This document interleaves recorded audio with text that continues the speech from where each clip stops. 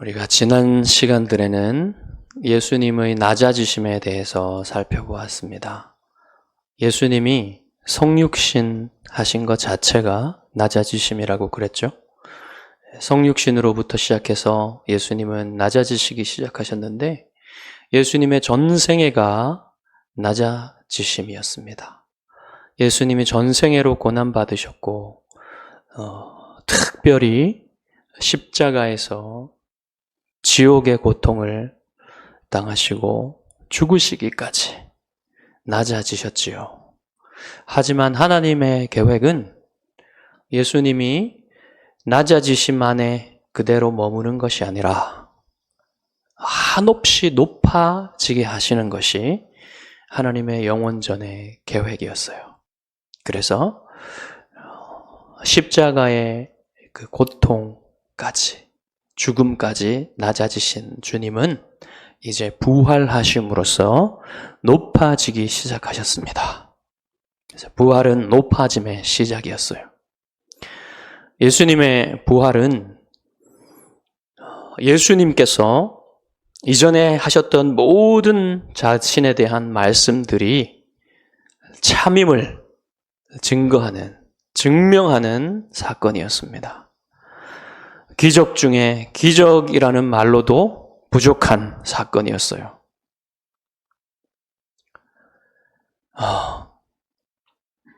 부활은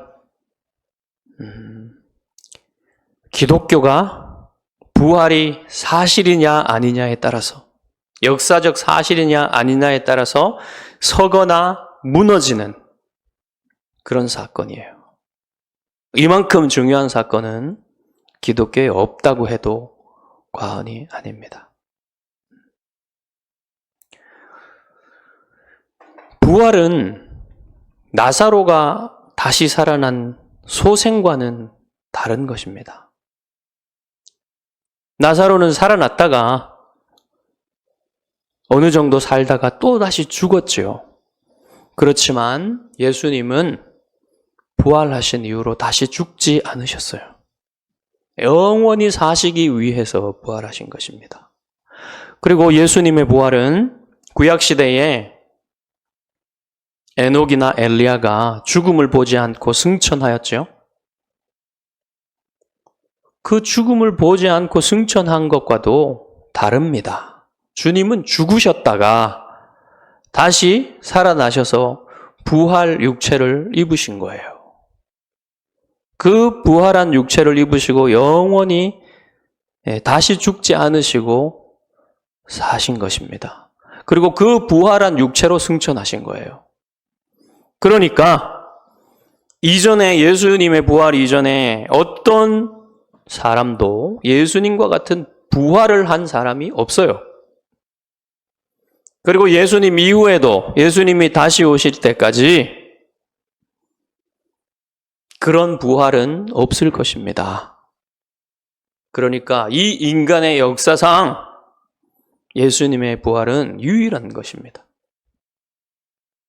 이 인간의 역사를 끝내시기 위하여 다시 오실 때 예수님은 믿는 사람들을 부활시키실 것이에요. 그러니 예수님의 부활이 얼마나 중요한 사건인지, 얼마나 위대한 사건인지 여러분 아셔야만 합니다. 우리는 이 예수님의 부활이 역사적으로 실제로 일어났다는 사실에 대해서 증거를 필요로 합니다. 증명을 필요로 해요. 반드시 우리는 이 역사적 사실에 대해서 믿어야만 합니다. 그런데 어떤 사람들은 이 사실을 믿지 못하기 때문에 의심하는 이론들을 할 수 있는 한 여러 가지를 만들어냈습니다. 첫 번째는 도난설이라고 하는 게 있는데요. 제자들이 예수님의 무덤에 가가지고 시신을 훔쳐서는 예수님이 부활했다고 거짓말했다는 것입니다. 그러나 어떻게 자신들이 거짓말한 것을 위해서 12사도가 거의 다 11명이 그 자신이 거짓말한 그것을 위해서 어떻게 다 순교하고 사도 요한은 반모섬에 유배되는 그러한 삶을 살 수 있겠어요? 말이 되지 않지 않습니까?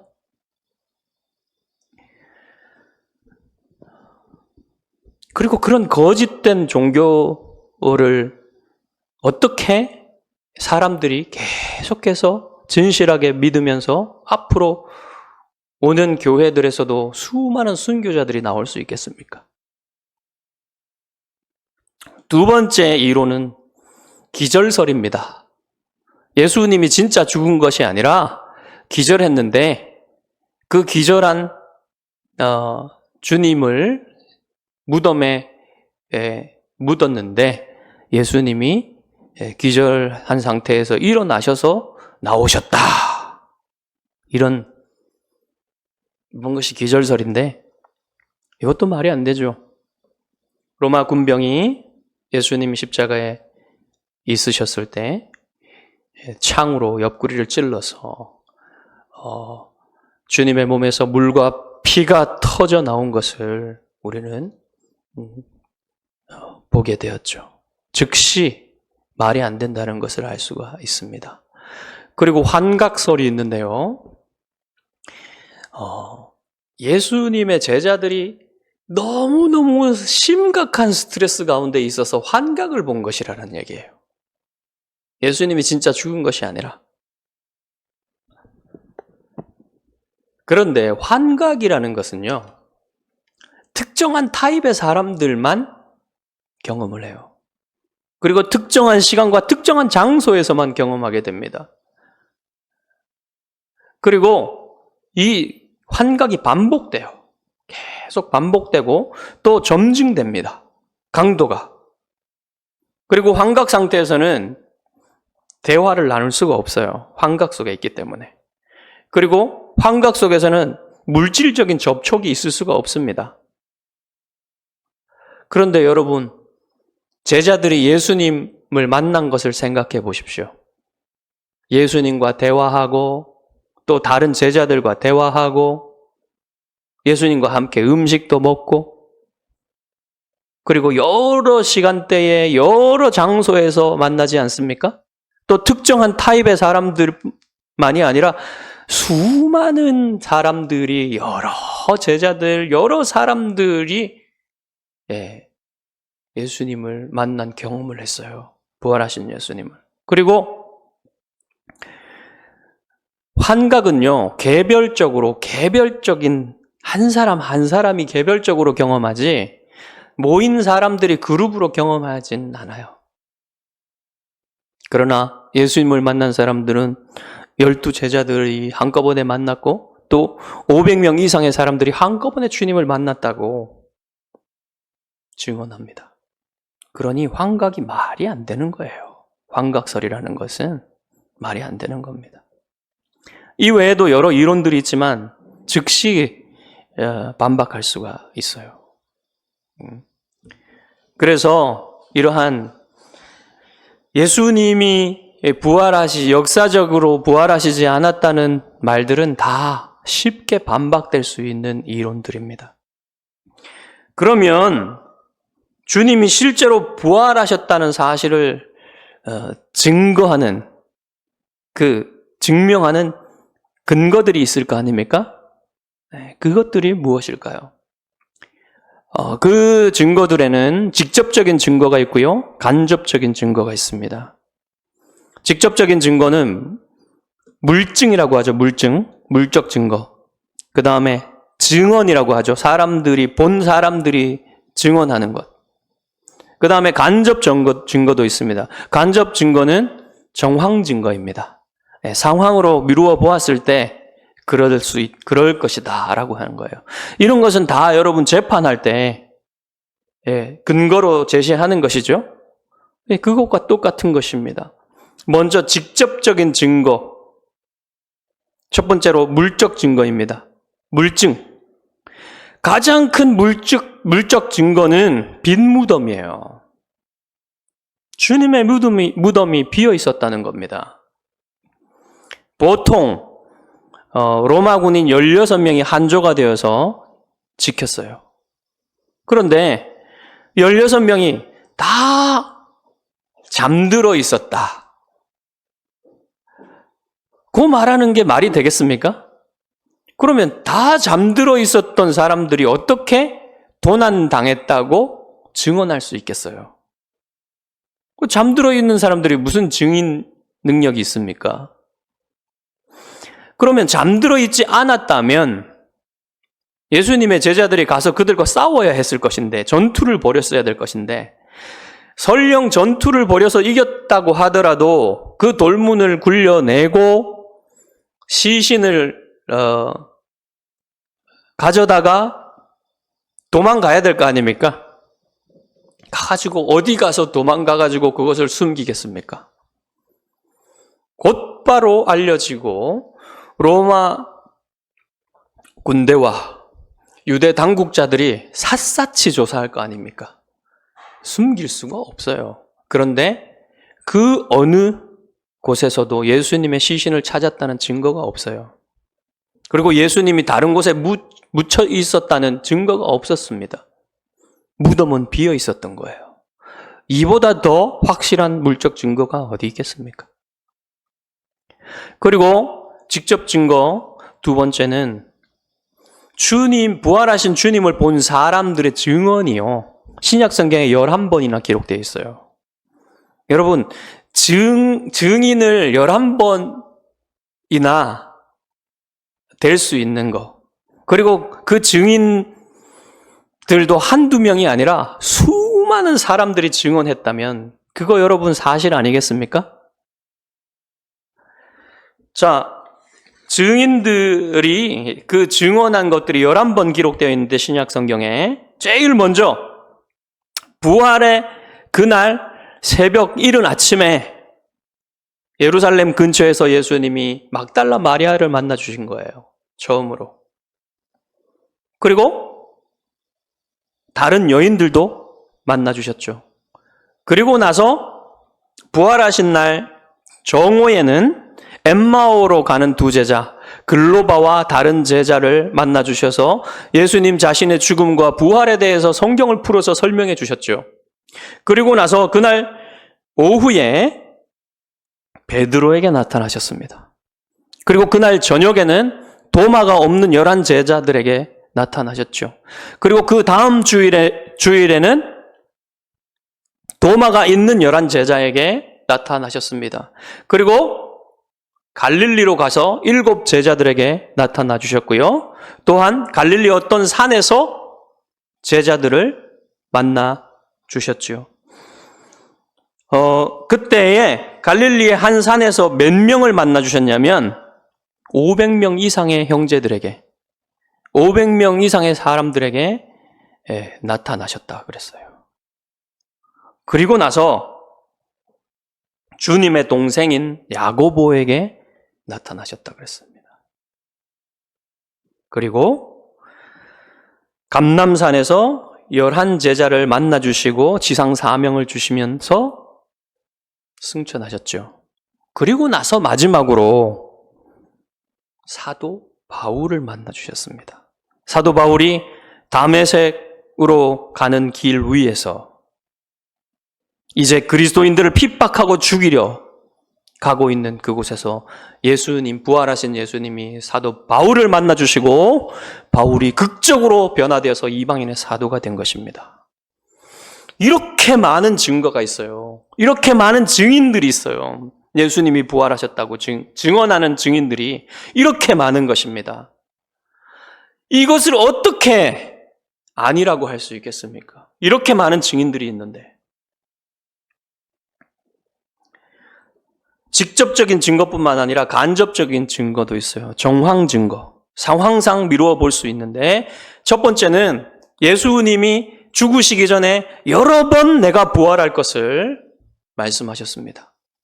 만약에 부활이 없었다면요, 예수님은 아주 심각한 미치광이거나 아주 악랄한 거짓말장일 거예요. 코미디 아닙니까? 만약에 예수님 부활하지 않으셨다고 생각해 보십시오. 기독교는 완전 코미디가 될 것입니다. 그리고 두 번째로 예수님의 부활을 믿은 사람들의 변화예요. 11 제자들이 어떻게 하고 있었나요? 예수님이 죽은 후에 두려움에 떨면서 다락방에 모여가지고 문을 잠그고 있었어요. 근데 그들이 예수님을 만나고 부활하신 예수님을 만나고 성령을 받은 이후에 완전히 다른 사람이 되었죠. 예수님이 부활하셨기 때문에 성령을 보내주셨고, 그래서 제자들은 예수님의 죽으심과 부활을 증거하기 위해서 자기 목숨을 내놓는 것도 전혀 두려워하지 않는 사람들이 되었습니다. 그리고 예수님의 두 동생 야고보와 유다가 있죠. 그들은 예수님 미쳤다고 생각했습니다. 예수님 믿지 않았어요. 그러나 부활하신 예수님을 만난 이후로 그들은 성경의 저자가 되었고 초대교회의 지도자들이 되었어요. 그들의 변화된 삶은 유명합니다. 그리고 사도 바울의 변화를 생각해 보십시오. 사도 바울은 그리스도인들을 잡아 죽이는 사람이었습니다. 스데반이 순교할 때 그곳에 바울이 있었어요. 바울이 변화된 것 자체만 보더라도 엄청난 증거입니다. 그리고 유대 사회가 극적으로 변화됐지 않습니까? 유대인들 중에 제사장들이요, 많은 제사장들이 예수님을 믿고 그들이 제사하던 것들을 버렸어요. 그들이 그렇게 중요하게 여기던 안식일날 예배하지 않고 주일날 예배하기 시작했습니다. 이런 변화가 어떻게 일어날 수 있을까요? 1500년 이상 모세로부터 그렇게 오랫동안 지켜왔던 관습을 어떻게 버릴 수 있을까요? 그런 변화는 주님이 부활이 아니라면 설명할 수가 없는 거예요. 그리고 세례와 성찬을 지금 우리가 교회에서 하고 있죠. 이 세례와 성찬은 예수님이 죽으시기 전에 제정하신 두 가지 성례입니다. 주님이 부활하지 않으셨다면요, 세례와 성찬은 아무 의미가 없어요. 세례는요, 우리의 옛 사람이 그리스도의 죽음과 함께 죽었고 우리의 새 사람이 그리스도의 부활과 함께 살아났다는 것을 표하는 예식입니다. 부활이 없었다면 아무런 의미가 없는 거예요. 성찬은요, 어린 양 예수 그리스도께서 영원히 어린 양의 혼인잔치에 우리를 초청하시고 우리가 신부로서 영원히 그 잔치를 누리게 된다는 것을 소망하는 예식인 거예요. 주님이 부활하시지 않았다면 이게 무슨 의미가 있겠습니까? 주님이 부활하셨기 때문에 우리는 지금 또 세례와 성찬을 행하고 있는 거예요. 그리고 주님이 부활하시지 않았다면요, 새 언약 교회도 탄생하지 않았을 겁니다. 새 언약 교회는 주님이 흘리신 피로 세워진 언약이에요. 새 언약은. 그렇죠? 그렇기 때문에 새 언약 교회가 탄생한 것은 주님이 부활을 하셨기 때문에 주님의 죽으심이 바로 새 언약을 완성한 새 언약을 성취한 것이라는 사실을 드러냈고, 그래서 교회가 세워진 겁니다. 그 교회가 지금까지 유지되고 있어요. 주님이 부활이 없었다면 어떻게 그럴 수 있겠습니까? 이 모든 것들이 다 주님이 부활하셨다는 사실을, 이것이 역사적인 실제 사건이라는 것을 드러내고 있는 거예요. 이 모든 증거에 더하여서 저는 한 가지를 더 말씀드리고 싶습니다. 그것은 주님이 오시기 700년 전에 이사야 선지자가 이사야 53장 10절에서 12절에 주님의 부활을 예언하신 것이에요. 주님이 갑자기 오신 것이 아니라, 갑자기 부활하신 것이 아니라 예언된 사실이인 거예요. 자, 우리 한번 이사야 53장 10절에서 12절 찾아보겠습니다.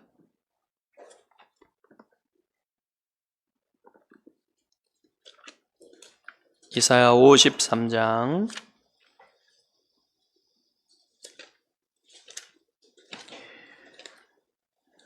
우리 이사야 53장을 자주 찾게 되네요. 10절에서 12절 우리 같이 한번 읽어보겠습니다. 여호와께서 그에게 상함을 받게 하시기를 원하사 질고를 당하게 하셨은즉 그의 영혼을 속건제물로 드리기에 이르면 그가 씨를 보게 되며 그의 날은 길 것이요 또 그의 손으로 여호와께서 기뻐하시는 뜻을 성취하리로다. 그가 자기 영혼에 수고한 것을 보고 만족하게 여길 것이라. 나의 의로운 종이 자기 지식으로 많은 사람을 의롭게 하며 또 그들의 죄악을 친히 담당하리로다.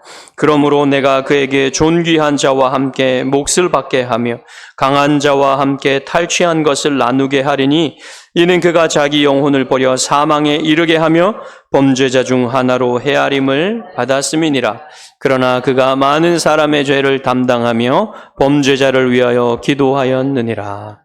여러분 여기 보시면요, 예수님이 고난을 받고 죽으시는 것을 속건제물로 드리는 것으로 표현했습니다. 주님 자기 자신을 죽음으로 제물로 드렸죠. 자, 그런데 죽고 나서 어떻게 됐습니까? 그가 씨를 보게 된다 그랬고 그의 날은 길 것이라 그랬어요. 씨를 보게 된다는 것은 예수님이 믿음의 사람들을 얻게 된다는 것입니다. 그리고 그의 날이 길게 될 것이라는 것은 그가 살 것이라, 살아있다라는 것을 의미하는 거예요. 예수님의 믿음의 자손들이 바로 교회입니다, 여러분. 그 씨를 살아서 보게 될 것이고 그의 날이 길 것이라는 것입니다. 살아있다는 거예요, 예수님이. 그리고 11절로 가보시면 그가 자기 영혼에 수고한 것을 보고 만족하게 여길 것이라 그랬는데요. 어떻게 죽은 사람이 자기 영혼에 수고한 것을 보고 만족할 수 있습니까? 살아있다는 거예요. 그 다음에 12절로 가보시면 내가 그에게 존귀한 자와 함께 몫을 받게 하며 강한 자와 함께 탈취한 것을 나누게 하리니 그랬죠. 이것은 예수님이 전쟁에서 승리하셔서 전리품을 갖게 되신다는 것인데, 이것은 영원전에 삼위일체의 협약이 무엇이었냐면 예수님이 구속을 다 이루시고 승리하시면 그 전리품으로서 예수님이 만왕의 왕이 되시고 온 우주의 왕이 되시고 온 교회의 주가 되시겠다. 모든 만물 위에 교회 위에 높아지시겠다. 이것을 약속하신 것을 얻으시겠다는 거예요. 이게 바로 주님의 부활의 예언이었습니다. 이것이 이루어진 것이 부활이에요, 여러분.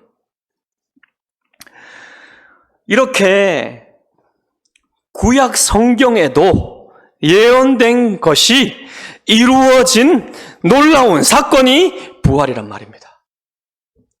그러면 이 부활 사건은 무엇을 뜻하는 것일까요? 여러분이 역사적으로 이 부활이 일어났다는 사실을 믿는 것도 중요하지만 이 부활이 무슨 뜻인가를 아는 것도 또한 동일하게 중요합니다.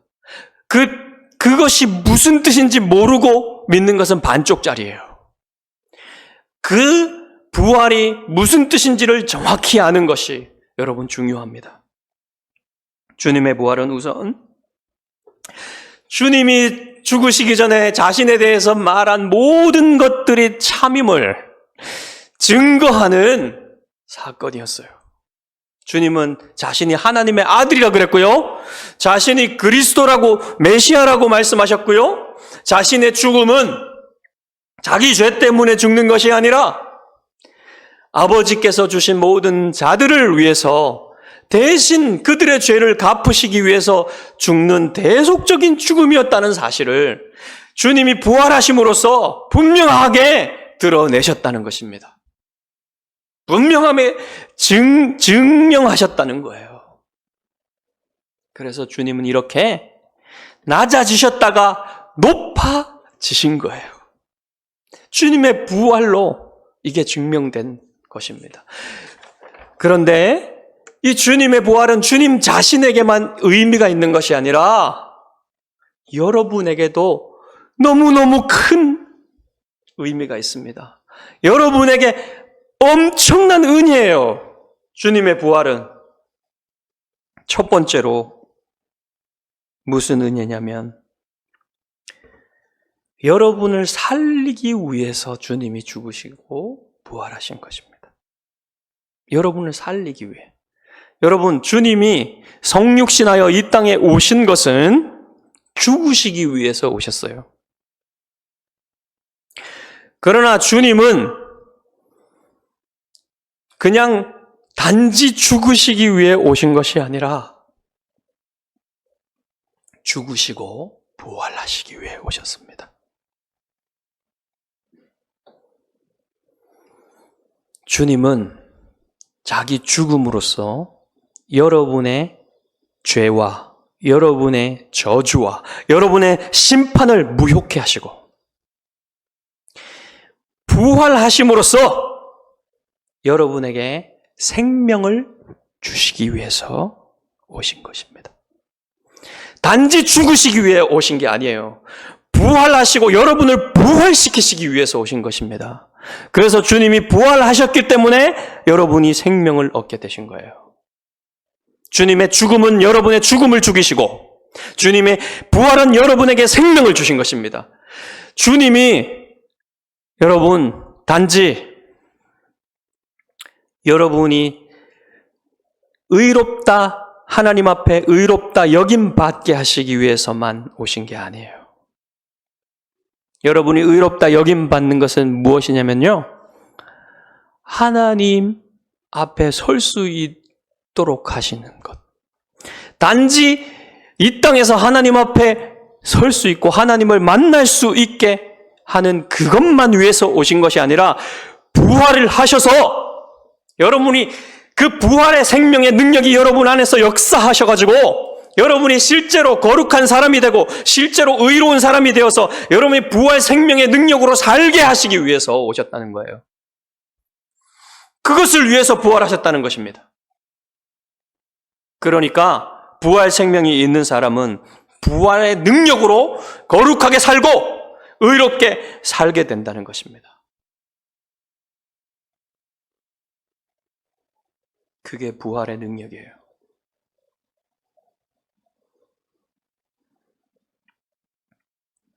그리고 이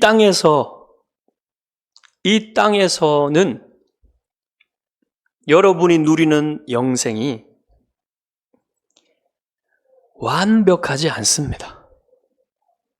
여러분 안에, 영혼 안에 여전히 죄의 오염이 남아있고 마귀가 여전히 활동하고 있고 세상이 여러분을 대적하며 그렇게 살고 있기 때문에 여러분은 완벽한 영생을 아직 누리지 못하고 있어요. 그렇지만 여러분이 천국에 이를 때에 여러분은 완벽한 영생을 누리게 될 것입니다.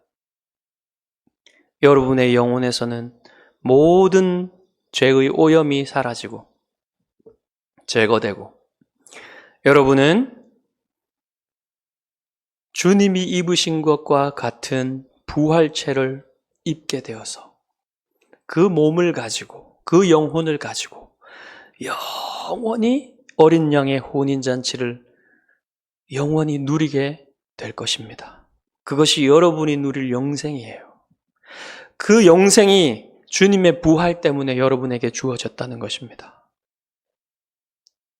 여러분 이것을 믿으십니까? 부활을 믿는 사람들은 이것을 믿는 사람들입니다.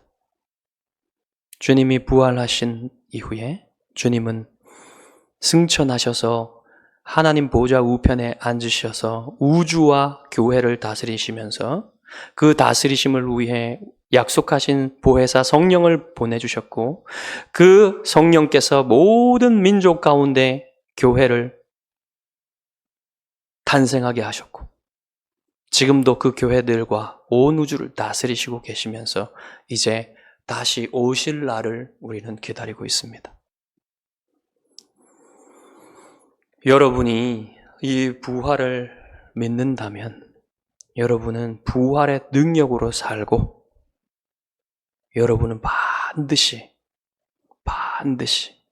주님이 약속하신 재림을 보게 될 것이며 여러분이 주님이 약속하신 부활의 몸을 입게 되실 것을 믿으시기 바랍니다. 그 몸을 입고 영원히 저 천국에서 어린 양의 혼인잔치를 다 누리시는 여러분 되시기를 주님의 이름으로 축복합니다. 기도하겠습니다.